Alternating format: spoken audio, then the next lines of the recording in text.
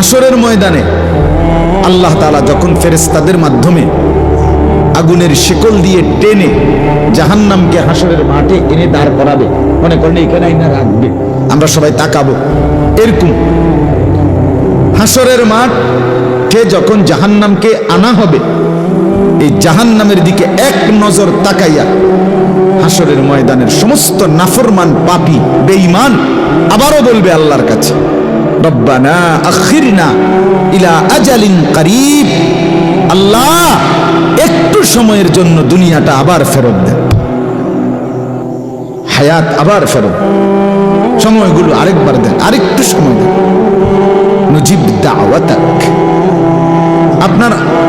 আপনার সব কথা তখন মেনে নেব, ওয়ানাত্তাবিউর রুসুল, আপনার রাসূলদের আনুগত্য করব। আল্লাহ বলবেন না, না বান্দা, এখান থেকে কাউকে আর ফেরত